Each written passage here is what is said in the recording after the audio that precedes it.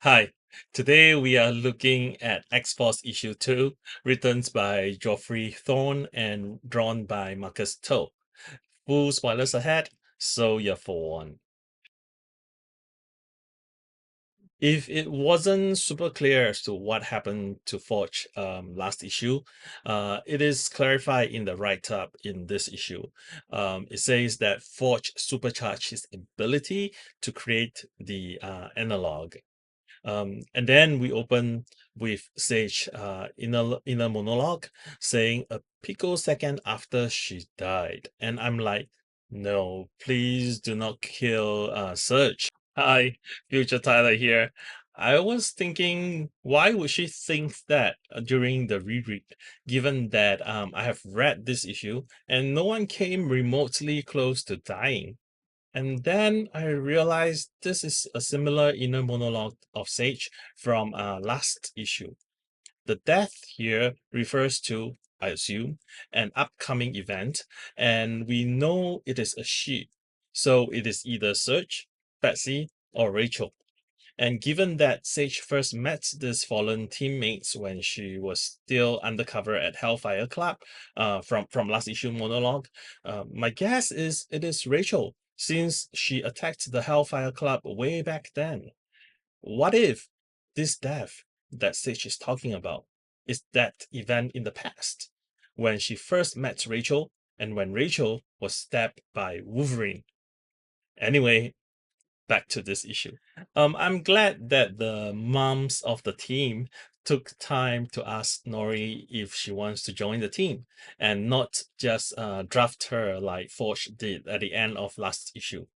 Um, what I do not like is and I promise not to harp on this anymore after this, is the bit about everyone being scared of mutants. Yeah, that seems to be the mandate from the editor, and every writer in this era is trying to craft a narration around a version of this theme. Forge overconfidence, having the ability to solve every perceivable problem is not the same as perceiving every problem, which he found out pretty quickly in this case. It causes the X-Jet to get blown up, and the team falls into a reality warp bubble. Thorne made two callbacks to Claremont era stories. The first with Kulan Garth, and the second with Loki. Um, I like that the writers are all flexing their X knowledge this week. Yeah, same here. So every member of X-Force gets transformed into a version adhering to this reality bubble, except for Forge and Sage, who are protected from magic somehow. I like the explanation as to why that is the case here. An interesting thing we see here is Tank transforming into a giant rock person. Does that mean he is wrong slide? Or rock slide? Or maybe the closest approximation to an automaton, which is a stone golem. We know for sure now that this is not Colossus. Anyway, Sage figured out a solution after she was abandoned or maybe sacrificed by Forge. I mean, Forge was hiding himself and Sage with a Halo camo, and then he suddenly disappeared, leaving Sage to be captured. Yeah, that is not good, and perhaps hint at what's to come with Forge.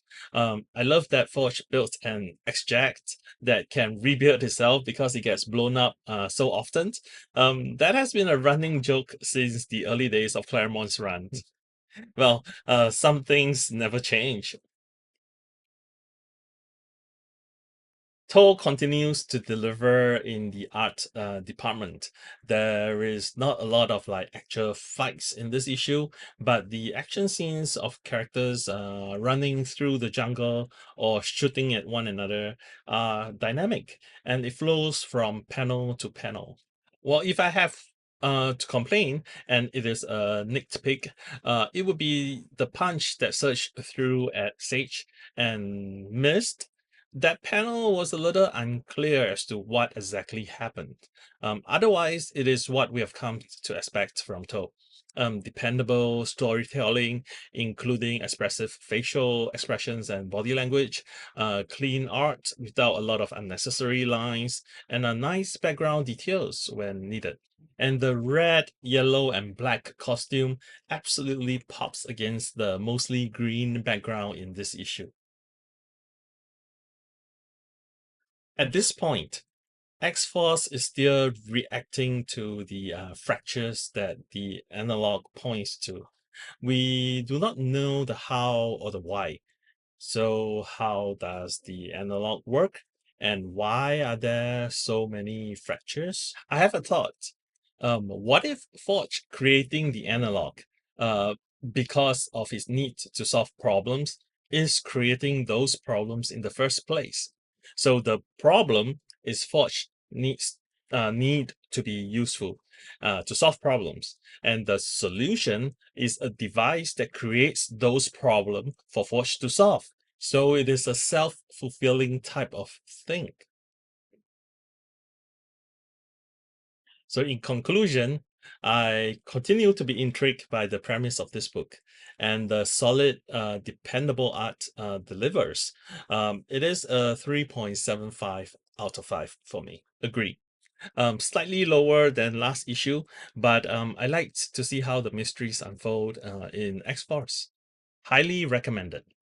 So if you enjoy this video, please help me, us out by with a like and subscribe, by sharing the video, and by commenting. Tyler out.